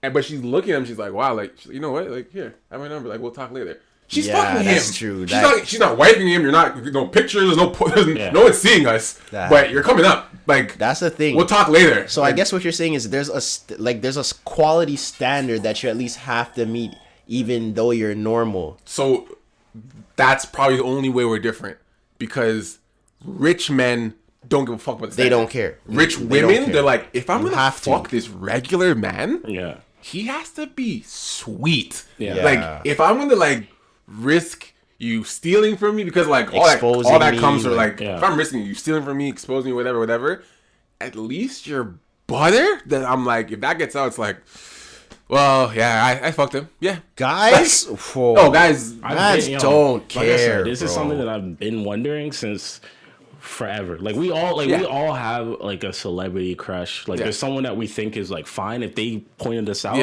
wouldn't think about it. But it's like I've always wondered, like, yo, if I'm standing in that crowd, are they like, am I gonna see them point to someone? Yeah. Or tell their security to be like, yo, Nah, they're come not back. brazen. Not Like- brazen like not the women. The women Like, aren't what- brazen like what's- that. That's not gonna happen. The women aren't brazen You would like have that. had to have already somehow been backstage. They're not gonna pull you out of the crowd to go backstage. And they're not gonna put out the crowd because one, society, we're okay with that for men. Like we're okay with Drake or Chris Brown or Trey Songz being on stage and be like, "Hey, mama, come up here." Like we're okay with that. We're like, "Oh, sick!" Like girl though. If a girl's on stage and she's like, pull that guy, it's like, who's that guy? Like, who's that? Instantly, that guy. that guy's blown up on social media. Instantly, like I mean, and instantly. there's way too much that comes with that way because it's like, who's that guy? They've been fucking blah blah.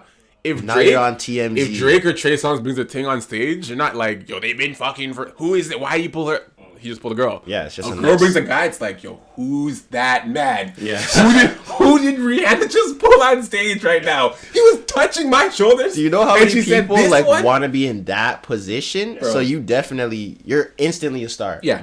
Instantly. Yeah, and the thing is, they know, like, it's society does that. They know that the story and the headline is so much different if Rihanna pulls it. There's nothing she can say to be like, no, it's just part of my act. Blah blah. You pull the guy on stage, so who is he? I don't know him. Okay. Like, you know what I mean? Like they know the flack that comes with it being a woman. It's just the way we've done it and the way we've created that. Drake's not getting questions for bringing things. He's not getting questions. Like imagine, like Rihanna's in the car and you're in the passenger seat ducking from the paparazzi. Like that's crazy. Like what? You have the jacket over your head. Why is he? That's a man. And all you see is the top of his head. You're like, that's the one. No, he's in the dreads. You're like, wait. You're like, that's the one. Are you crazy? I'm texting you. Automatically, like, yo. Oh no. I'm calling him. It's ignoring. I'm like, you piece of shit. You know, man's going right to ignore it. Like, if man's are calling you, like, ignore that. Tap Nah, and I know the first thing when I actually talk to you, if it was a girl, the first thing a girl would be like, oh my God, so how was it? With a guy, would be like, yo, you're a snake. Why didn't you show me? Why did you not tell me? And why did you not put me on? Like it's gonna be a threesome somehow. That will always like come she with was- some sort of outlandish like Rihanna plan really like that. Like, Rihanna yo, really allowed all you to gotta bring do you. is just bring me to the crib, and when you're getting your plane, like I'll slide in and just try. No. What?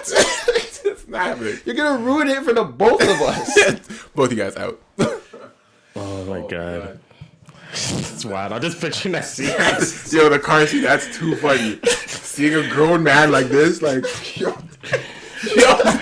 man's just looking through the corner like, Just hand up to the camera like that. oh God, the hand up. Just stop. Don't put that place. And Rihanna walking ahead, like way ahead. It's just you fighting cameras. You just down like this the entire Cause you know they always leave you, eh? She's I'm not getting way pictures with ahead. you. You better catch up. Just catch up. Oh my God. Oh, that's hilarious. Last thing we were gonna talk about was the we had the you follow up. Oh, the ending. Did you watch you? I watched some of it. I didn't watch all of it, but enough to gain a gist of what happened and where the show was going. What were you gonna talk about? Is there something you want to bring up from that? Oh, to finish it. So yeah, we'll close real quick because you've been out for a bit now, but as we said, we promised to discuss the ending of the show on this episode. So how how the series ends. Obviously, it's gonna be another series. If you guys have seen the ending, basically he basically tricks everybody. Yeah. Right. He tricks everybody into basically what? Actually, how do you? So essentially, the girl that he's in love with, I can't remember her name. let's call her Trish Becky. or some shit, Becky or whatever. Becky, yeah. Becky ends up finding out that this guy's actually like crazy, like he's killed people. Oh, and stuff. in the book, right? Her writing. Yeah. Right? Okay. Yeah. So what ends up happening is, for whatever reason, when she was trapped, he was just like, listen, like you need to write about shit. Yeah, get your mind off it. Because like that's when you're gonna write the best. While you're trapped in the box like an animal. So what she decides to write is a get out, like an alibi. Right. She basically says that it wasn't. It's a fabricated story. Yeah, she fabricates a story saying that it was her therapist who actually kidnapped her and did all these things, and she said that so that she would trust her, so that he would trust her, and then he could get out and try to escape. But that doesn't happen. She escapes, but then he ends up killing her. Right. So then he takes that fabricated story that she wrote, publishes it, so people are like, holy fuck, this therapist actually killed her. Right. So everyone believes that it was to clarify, publishes this story that she made. Yeah. She's basically locked in a glass box that he created in under the library, locked in that box for days, and he's keeping her hostage. While she's writing in there, she writes this story to basically give to him to be like, listen, I've written this. Take a look at it. If you like it, like tell me what you think. And it's basically like he said, it's a fake story about real people though. That's the problem. It's not just like there's the guy named Bill, like she's talking about real people in her lives. These are my real friends, these are my real whatever. This is my real therapist. And she basically wrote this story in a way for him to trust it, to be like, yeah, like I'm not gonna tell on you, even though she was willing to do anything to get out. But because she wrote the story and he felt like, oh, I'm not in this at all. She would think like, okay, like if you're not even in it, like, like I trust you, I like you, it'll be good. He ended up killing her anyways. Take the story, publish the story, and then the therapist ends up going to jail for all the things that he admitted he did for her. Like he killed a bunch of people for her, and she literally included all these things that he told her, and just literally said the therapist did this, but he used it as his ploy to be not even a suspect at all. Yeah, that's crazy. So it ends. I mean, it's a show, so it's. I guess the best way they could have ended it that way to give it some suspense. But I just feel like that's not conclusive enough evidence to really put that guy away. I'm sorry, I'm still thinking about the bad with his hat. Oh my god. Okay, I'm sorry, continue. No. I mean, you know what though? Like, I feel it's not that I don't think it's conclusive enough. It's how rushed it all seemed. Like it was like a couple. They did like the typical 5 months later kind of thing. Yeah. But when he grabbed her at the end, and then I was like, oh snap! So he actually killed her. Yeah. I was like, okay, that was weird. I thought there'd be something more with her. I didn't think he killed her. Yeah. But then they end it with his ex-girlfriend who coming in. Like supposedly, I thought he killed. I thought he killed like his previous ex, but then she shows up at the end, right? And I'm like, stuff to talk about or something like that. And I was like, weird. I was like, okay, so now I gotta watch the next season. But overall, it was a good series. I mean, I don't have too many complaints about it. Yeah. If you haven't watched it yet, still, we just ruined it. Yeah. But if you haven't, next show you guys should watch, because season 2 just came out, but first season is really good. It's all on Netflix, called Friends from College, and that show is written by not Jordan Peele, sorry, the tall one. So when Jordan Keegan, yeah. So Keegan, he wrote the show, but he's also in it. The girl from How I Met Your Mother is in it. Like, it's a funny show. It's actually really funny. It's not a skit, but basically it's about a group of friends who have known each other from college. Like, they all went to Harvard together, and now they're all grown up, like married, doing different things. But Keegan's character is like slapping his friends, like girl. He's slapping one of the girls he's known from college, who's now married to someone else. Okay. But his wife, like Keegan's wife, also went to college. Like, they all went to the same college. Okay. So he's slapping their friend on the low. While he has a wife. And while she has a husband. Right? Oh, she's married too. Yeah. So the woman he's sleeping with on the low is married to someone brand new, and he right? doesn't know that? No, he knows that. Okay. Right? But they're still married to each other. Exactly. So I'll probably explain it. Essentially, Keegan's wife, and this other woman, they all went to Harvard together, right? Plus like a couple of other people. Right. Okay, I'll just give them names so it's easy to understand. Okay. So there's Keegan, Trish, and Becky, right? Keegan, Trish, and Becky, they all went to Harvard together. When they all grew up, Keegan and Trish got married. Right. And Becky married someone else. Okay. Right? Oh, the thing he's cheating with is married. Becky's the thing he's cheating with. Married someone else. So while, you know, all of them are married, like living their own lives, Keegan and Becky are like still smashing on the low. So it's Amazon again. Kind of, yeah. It's like very similar to the Amazon situation. Yeah. But we were watching it earlier, and Kadeem said something that was like fucked up. He's like, yo, imagine people who are watching this show and can relate. Right? Who can like actually relate to like you're beside your wife, you're like, you can like relate to some of the situations, right? So like it's funny as hell, but like you see some of this shit and you're like, yo, I know mans that have done this. Like it's happening. It's happening right now, and it's funny as hell. So I think you should watch it because like obviously it relates to the type of shit we talk about, but there are some scenes where I'm just like, yo, this is too wild for me. I was gonna ask him like, do you have any questions for us? Oh yeah, I forgot about that. Yeah. And then we have a little bit of time. Go ahead. I don't know. I feel like you guys are pretty thorough in everything. The only thing I could say is like, just as an update, like you guys are still both cuffed. Yeah. Yeah.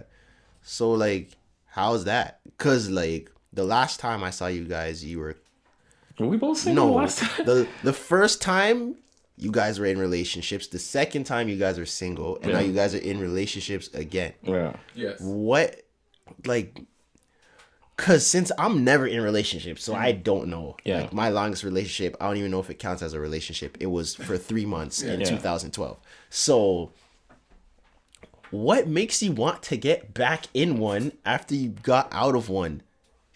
So, like, I don't understand, because a lot of people my age, all of my friends that got out of relationships are like, yo, that's so trash. Like, don't do it. Really? Like, I'm not getting back in this again. Okay, I saw someone on Twitter the other day.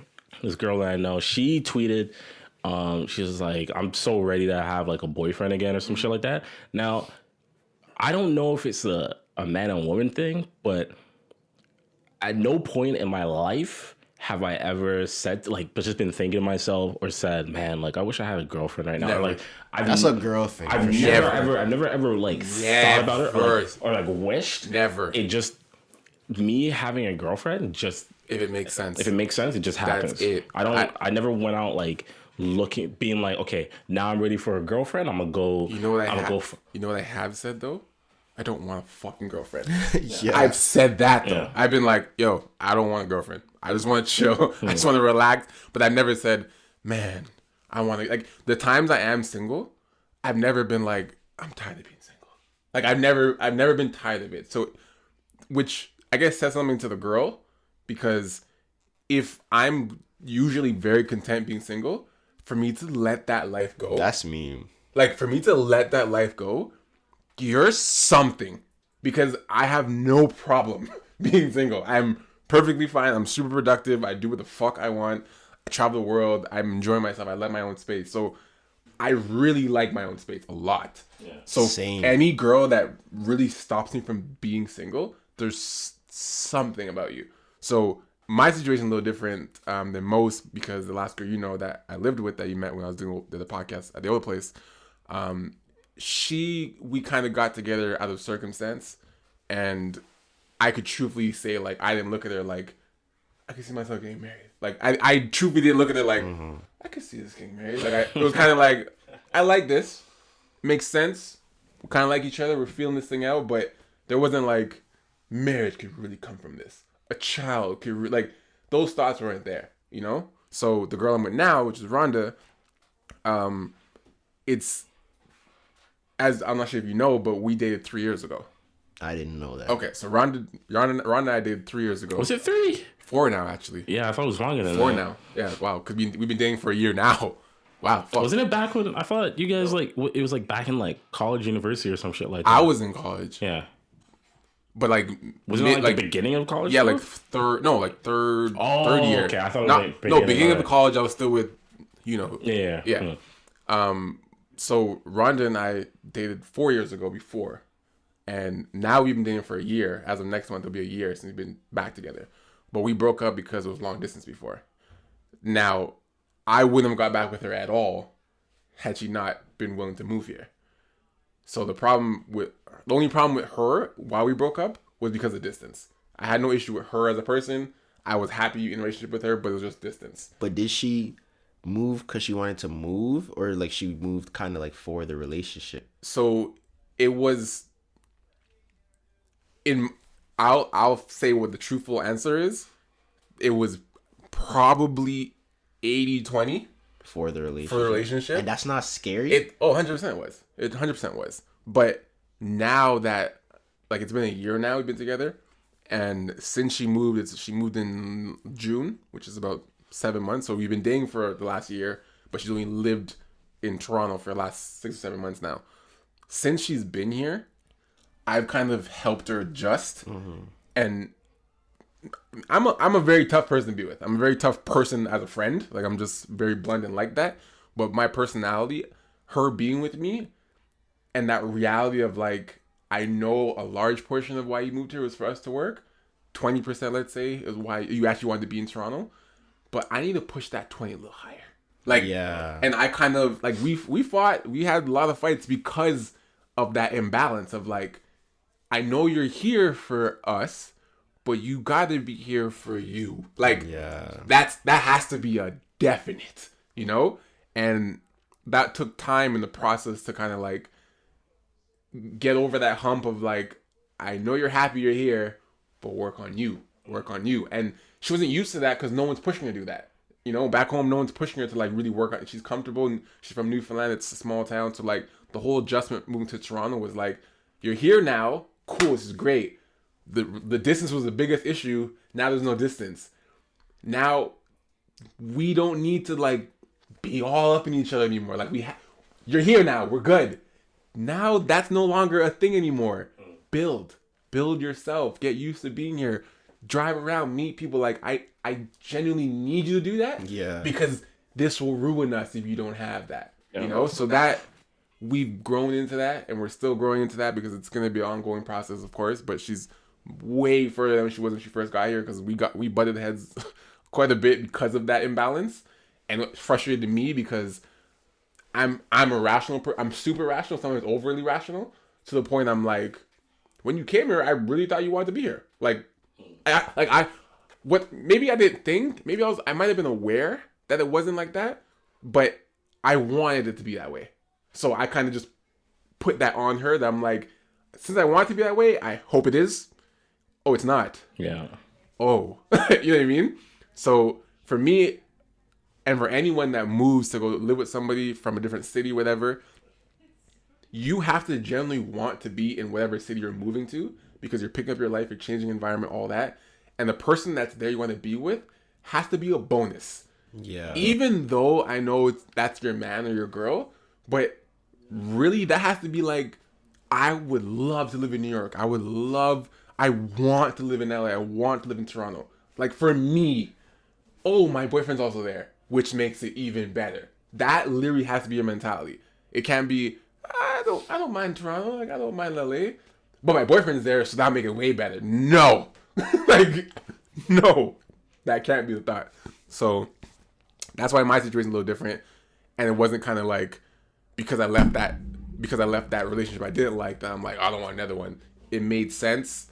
She's ambitious, I'm ambitious. We kind of fit, and there's kind of like an unfinished story for us. Yeah. So that's my situation. His situation, why he got back to a relationship, let him tell you. So. Yeah, I mean, like my last relationship was like super shitty near the end. And then I was fine doing whatever I wanted to do when I was single. Then literally I met Jamie on Instagram. Like, that's literally how I met her, which was wild to me.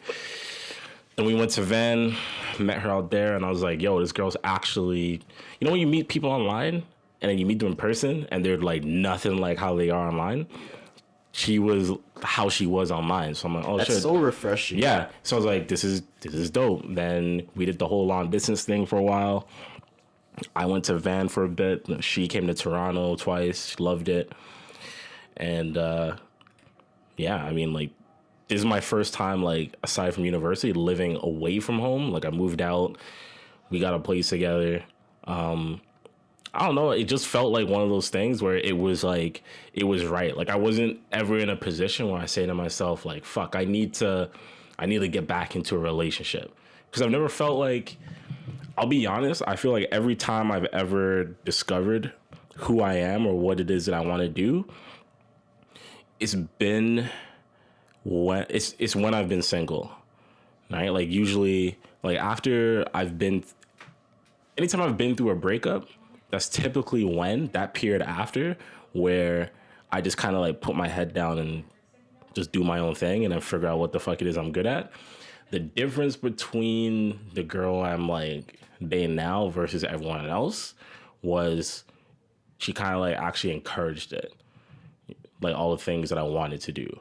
So before we even got like super serious, I mean, like, she models too, so she understands like that side of things. She was just like, you should like do this or like try this, or like she would like connect me with all these different people.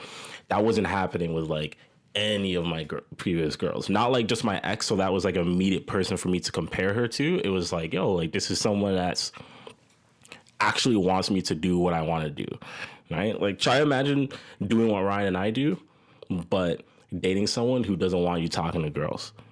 It's like that you're asking me to not do my job. Yeah. Like, what do you want me to do, right? And that situation I was in. So, you know, I never found myself saying ever, fuck, like, I need to be back in a relationship, because if I am, then that's gonna make me get back to who I am as a person. Nah, that never happened. Things just kind of like fell into place the way they were supposed to be. Like, I don't know. I'm sure you've all had conversations where, like, I've talking to girls my age, if not younger, like 25, 24, who are talking about, you know, them wanting boyfriends, and they want to be in love with someone. They don't know what's going to happen, like, long term. I'm like, you're fucking 24, 25. Like, no. Slow your fucking roll, man. My like, age, 22, 23, talking about, oh, I'm trying to find who I'm serious with now. I want to have kids by 25. I don't know why that is the consensus with girls between the ages of 21 and 23. 70% of the girls I know say they want to have kids by 25. I'm like, yo, you guys realize that, like, 21 and 25 are basically the same thing. Like, it's like that, and you're 25. You know, you're moving like 25 is 35. Yo, I will be brutally honest, right? So for me, like, there's an age gap between me and Jamie, right? Like, she's 4 years younger than me. So when she said to me, like, what age she'd prefer to have a baby by, that works for me. I think she wants to have a baby before, like, by like 26, 27. For me, that works. You're going to be older. Because by that point, I'm going to be like, no, by 25, so I'll be 30, right? 30, 31. So she wants 25. Yeah. So that's the number. Of course. That's the number. That is the number. Here's the thing. So 2 reasons. One, I think one reason why a lot of girls want to do it is because they don't want to be like a lot older than their kids, right? I don't know if you can tell me if I'm wrong, but you and your mom have a tight relationship, right? Mm-hmm. And you said it's part of the reason. It's like the age thing, right? Well, my mom was 21. Yeah. She had me. My mom had my 2 older brothers, when she was like, I think she had my eldest brother when she was like 19. And then my second oldest brother when she was 21. So, and they're mad tight. So there's that. They don't want to have kids like when they get past 30. I get the age thing. Like, I get it. But it's just not realistic for most people. That's what I get. Like, I get it, and I think a lot you of want women, it. It's like look, everybody wants it. I would look. If you can afford it, I would have a kid tomorrow. Look, if I had the money, I'd have a kid like this year. Because at that point, one, I know I'm gonna be young for the kid, and I have the money. That's where most guys go. Their mind is like, all right, how am I going to provide for this kid? That's the first switch that goes off in my head. So I know, okay, she wants to have a kid by 25. Cool with that. Because by the time I'm 30, 31, ideally I should be in a position where money, I'm not thinking about it the same way. But all these girls who are just like, yo, I want to have this by that, blah, blah, blah. Like, they haven't been like hit with like this real world reality yet. I understand everyone has something that they want that they don't want to, settle for. I understand that, don't settle, but it's like you have to do some like give and take at some point. If that's what you're asking for, you have to understand your chances are you're not gonna marry a dude who's your age. You know what I mean? Like a lot of girls are saying that because think about it. You start college or university 18. If you don't stay back a year, right? Like I stayed back the victory lap, so I went when I was 19. By the time you get out of college as a dude, you're probably like 23. Yeah, 24. 23, 24. Jobless. If moneyless. Jobless. If you weren't pushing courses back. Yeah. So by the time you get out, you're already at that age where someone says, "Oh, I want to have kids in 2 years." Okay. It's like, yo, I want to go travel the fucking world. I'm trying to touch road. I've been locked up for the last 4 years. I want to do all these things. You think I want to do that while I have a toddler? If my kid's older, sure, but not when I have a toddler. I'm not doing those things. So those things throw me off. I don't get angry with girls. We put our own pressures in. We put our own pressures and timelines on these things. It's unnecessary, and there really is no rush. I mean, yeah, women have the internal clock, but listen, your internal clock is fine till you're a good 33. So relax. Like 33, you're still having healthy kids, ladies. Like stop it. Kim Kardashian did. I mean, you can have a healthy kid at 40, depending on how your life is. But I mean, even if you don't want to be that old, 31, 32, like there's no rush. Like everyone's having kids. Honestly, every day someone's having kids. Someone's pregnant. Every day I scroll Instagram, someone has a belly. Every day someone has to get unfollowed. Yeah. Bro, I rate it. I'm not following pregnant girls. I'm sorry. If you drop a pic of your man or of a sonogram, you're getting unfollowed automatically, because there's no more need for me to be here. Like what are we doing? What am I doing? Yeah, I don't want to look at the baby shower and the gender reveal. I don't care about that. I don't care. Crazy. Anyway, let's wrap this up. Almost a 2-hour podcast. No, I love it. It's crazy. It's always listen, man. It's always a good talk when Trezor comes through, and if you guys are still listening, hopefully you guys are. Hopefully you guys all go to the end of the podcast. I've never actually thought about that. Do you guys all listen to the end of our podcast? Then you guys stop? I'm actually curious. Does anyone stop mid podcast? When I'm listening to a podcast, if it's super interesting, I'll listen all the way through. Yeah. If it's not, I'll stop and then start something else and then come back. Yeah. Cool. If you're listening to from the beginning of the podcast and started now, Trezor made a proposal. He could be one of our third options or amigos. Like the Migos. Like the Migos. I'm actually interested. That'd be pretty dope. We just wrapped up for a 2-hour conversation just now, and actually really, really dope, really, really honest. And I think we could do a lot more of these things. So it means the more we'll obviously discuss and try and figure out a way to get you on the show more often, because that's really dope. Last thing I want to touch was do you have, I guess, is there anything that you feel you needed to, I guess, change or adapt this year that you don't feel worked last year for you? Because we all reflect, and there's certain things I've done, like, I'm not doing that, like, next year, like, this didn't work out the way I wanted it to, so I'm going to change this. For you, it's a different industry, different market, but I'm definitely sure there's stuff you're like, I'm not doing this anymore. I don't give a fuck if you guys like this anymore. I don't like it for me. I don't feel like it works. I don't feel like it fits my brand. I'm not doing this anymore in this year. Is there anything like that you can think of that you're like, I'm not doing this anymore?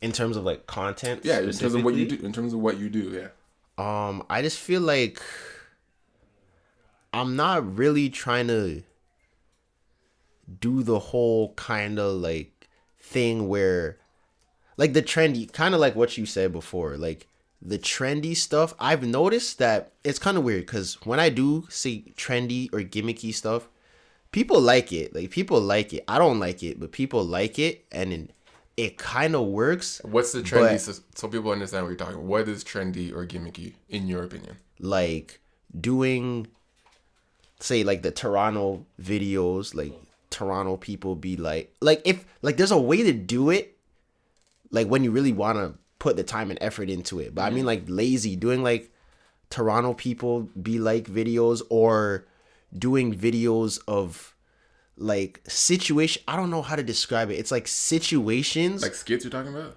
yeah. Like there's certain skits where it's like you've seen of topics that have been run into the ground. Okay. Like that type of stuff. Like I want to focus more on original content, even though the gimmick stuff it's easier to build up upon. But when you find the original thing that sticks and you can just do that, then you'll definitely be up. And I want to work harder. Like I feel like I worked hard, but I know that I could be working harder. And what I failed to realize before is that everyone's workload and work rate is different. And I was thinking like, okay, if you only post 3 videos a week, me posting 5 videos a week is me working harder. But if I know that I could post 10 and I'm only posting 5 just to be more than just you. because you're posting 3, I'm still not going as hard as I can. So You're not measured against anybody else. Yeah. What's my maximum output? Mm-hmm. Not as long as it's more than you, I'm good. No, like could I have done more? Yes. Don't worry about that guy. Yeah. If I can do 10, I'm doing 10. So that's what I want to do. I want to focus in, because I kind of treat it like it's like going to the league. All of us played sports. It's like going to the league.